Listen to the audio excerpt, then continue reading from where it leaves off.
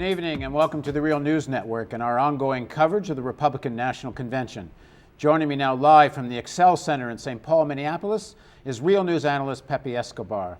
Pepe, we just heard Sarah Palin speak. What's your take? I got news for you, for America, for the rest of the world. Please meet the lipstick pitbull, Sarah Palin. It's very interesting the way the Republicans built this night towards Sarah Palin, the apotheosis of Sarah Palin. People had an inkling that she might be a tough woman, but not the way she expressed it, in fact. It all started with Governor Mike Huckabee. He was very condescending towards Obama at the beginning. Basically, he was saying that Obama brought from Europe his triumphal tour of Europe, in fact, or excellent adventure, as Huckabee defined it, dangerous ideas, almost socialist, in fact, welfare state, more taxes. And he contrasted to what basically every Republican wants, less taxes and less state, less governance, in fact. Then the stage came to Rudy Giuliani, which he's still a sore loser. That's the impression. He behaves like a sort of third-rate stand-up comedian, cracking jokes all the time. The audience absolutely loves it. He can get away with practically anything.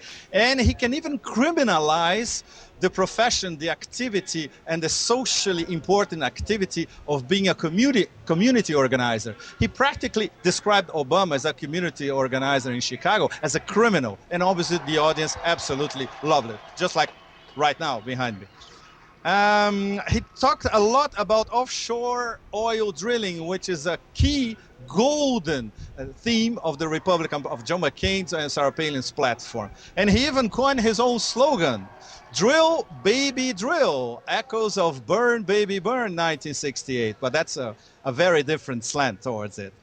And in terms of foreign policy, we are all Georgians. Rudy praised McCain for his "we are all Georgians" without bothering to explain what really happened between Russia and Georgia. The demonization in Russia, of course, has been rampant throughout this convention. And then the stage was set for Sarah Palin. The first part of Sarah Palin's speech was very interesting. It was a mix of themes, like opportunity knocks crossed with a simple life. And opportunity knocks if you live a simple life, if you are righteous, if you are honest, and that paves the way for the American dream, which culminates for Sarah Palin tonight over here. So the first part was all about family. She introduced her family, her husband, their snow machine champion, steel worker, working class roots, long-time boyfriend, more than 20 years, 5 kids, one of them with Down syndrome. So, the empathy with the audience was absolutely total. And then she bared her teeth. She attacked Obama and Biden frontally on absolutely all fronts, no holds barred. And then we saw her lipstick pitbull character, and she was absolutely enjoying it. This was not a pose. She has been rehearsing this script more or less for 3 days now. She's been holed up in a hotel in the Hilton in Minneapolis. And apparently with a team of writers with more than 10 McCain writers, not to mention a few lawyers thrown into the mix, not to mention the lawyers who were sent to Alaska to post-vet Sarah Palin. And the speech originally was written for a male candidate. The speech was written was finished like a week ago.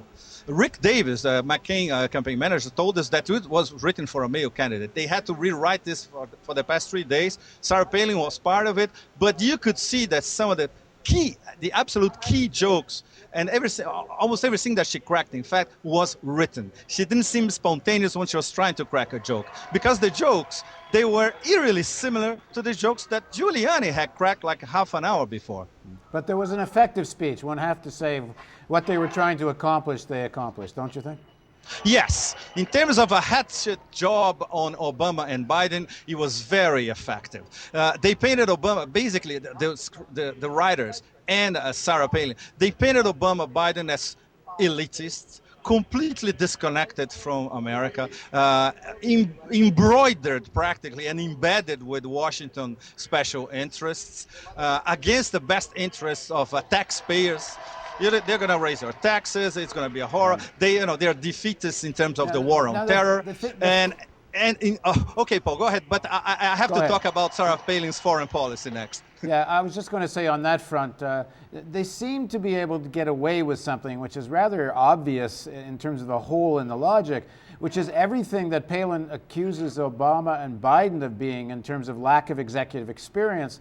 It all applies to McCain, every word of it. Yet there's this weird leap of logic that somehow that all Biden's years in the Senate equal McCain's years in the Senate, and McCain has no more executive experience. But I guess this doesn't matter. This is about selling mythology and slogans. Selling mythology, yes, absolutely. And they're very good at it. Yeah, they were very good at it, and they, at least within the confines of this very small arena compared to Denver, for that matter, or compared to the Vesco Stadium, they sold it. The product is sold. There were hockey moms placards and panels all over the place, and in fact, people were buying the mythology of a hockey mom who can bare her teeth and get things done with executive experience. Well, unlike as they were putting all the time, the whole Democratic ticket. On foreign policy, we're back to victory through strength. Oh, yes, absolutely. And there are some pearls in terms of foreign policy. Obviously, Sarah Palin, she hasn't traveled outside of the United States until last year. Apparently, she's only been to Canada, to Mexico, and on a very short trip to Kuwait and Iraq, which does not mean Kuwait and Iraq as we know. It means American military bases in Kuwait and Iraq. And that's it. Her foreign policy experience is absolutely nil. But this is what the screenwriters had her say. For instance, Russia wants to control a pipeline in the Caucasus. This is complete baloney. Vladimir Putin, Medvedev, and the Russian leadership, they never said that they wanted to control the BTC, which is a private pipeline owned basically by BP, and the Azerbaijani government goes through Georgia and ends up in Turkey. Never. She said that Iran wants to bomb the hell of everybody with nuclear weapons. Iran controls too much of the world's energy supply and gets to threaten exactly, and they want to shut down the Venezuela. Persian Gulf, which is something that nobody knows.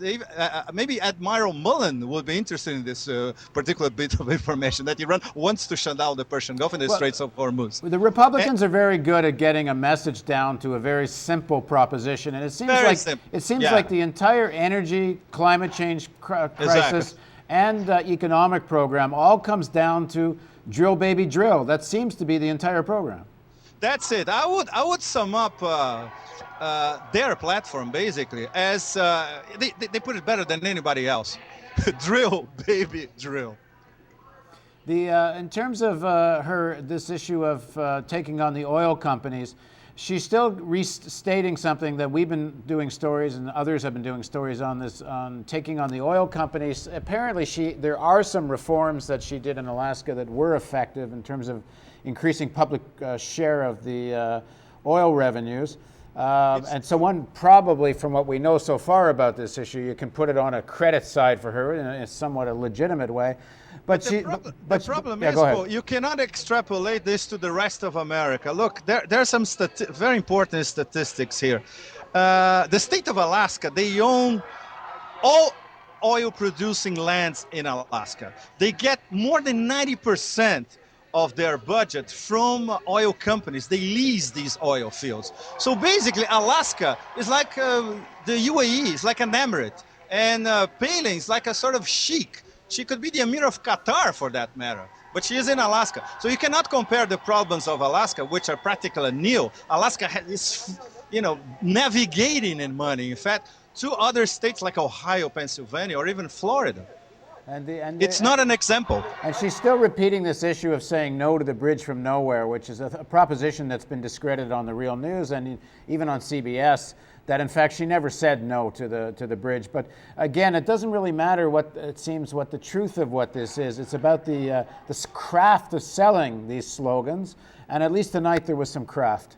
Yes, they can get away with it, at least with this audience. And I would venture to say at least with 40% of American voters, they still can get away with everything. I think the drill, baby, drill motto is going to be very, very important in the next 2 months. Great. Thank you very much for joining us, Pepe. Thanks, Paul.